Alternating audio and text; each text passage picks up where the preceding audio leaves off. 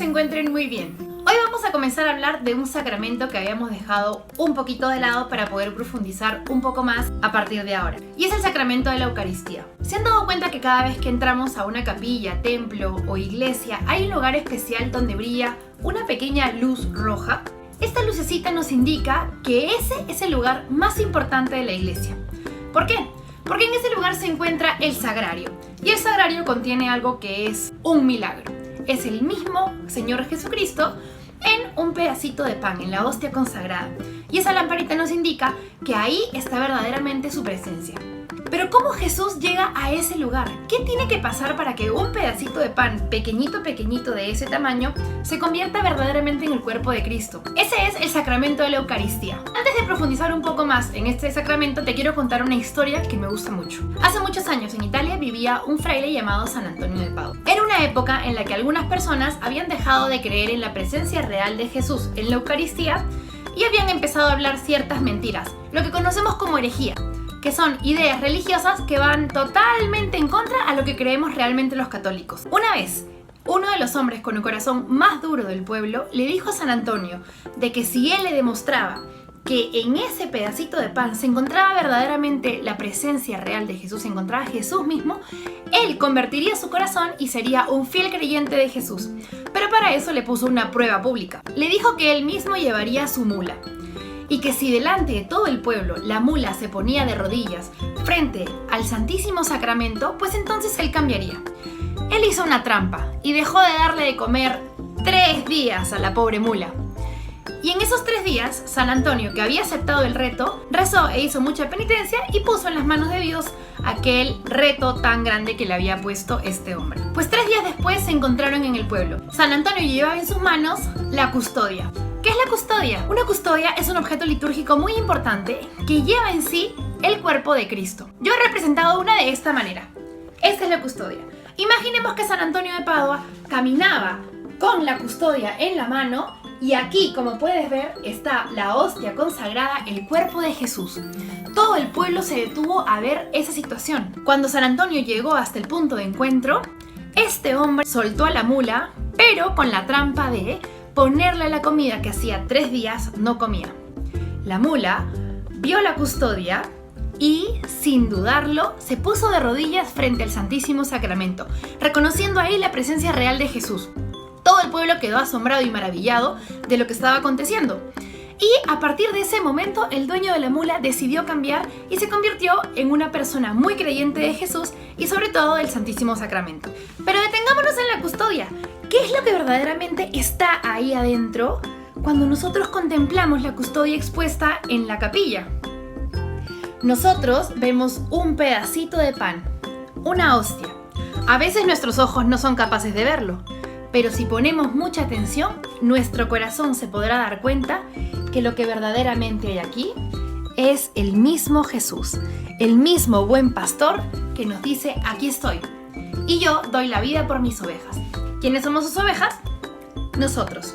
Para empezar, ¿qué significa Eucaristía? La palabra Eucaristía significa acción de gracias. ¿Y cómo no darle gracias? Pues es Jesús mismo que se nos da en su cuerpo y en su sangre, se entrega a nosotros.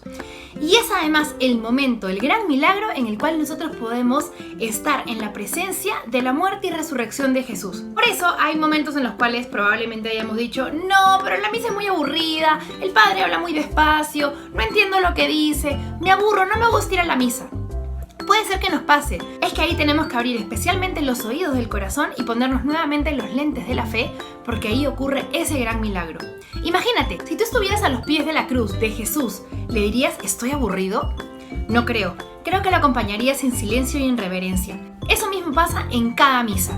Es el mismo Jesús que pasa por la pasión, muerte y resurrección. ¿Para qué? Para abrirte las puertas del cielo a ti, a mí y a todos. Imagínate, qué gran milagro.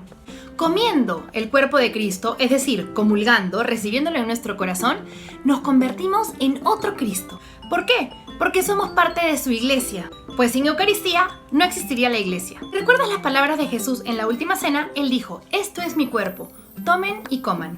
Y también pronunció las palabras en las que decía: esta es mi sangre, tomen y beban. Es exactamente lo que dice en cada misa. El sacerdote que está ahí enfrente de nosotros en el altar lo que hace es repetir lo que Jesús hizo en la última cena, en la cual dice: este es mi cuerpo. Verdaderamente, Jesús nos ha regalado este milagro para poder recibirlo en cada misa como si fuese la última cena. Pero entonces, ¿cómo viene Jesús al pan y al vino?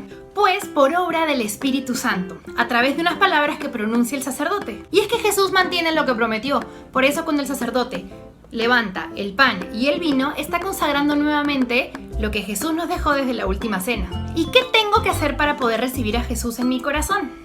Pues una cosa muy importante es tener el corazón muy limpio. Es decir, debemos haber pasado previamente por el sacramento de la confesión. Pero también durante la misa debemos prepararnos, escuchando su palabra y disponiendo desde lo exterior hacia lo interior para poder recibirlo. Por ejemplo, si yo voy a la misa, no puedo ir a la misa en pijama. Tengo que ponerme la ropa adecuada para poder recibirlo.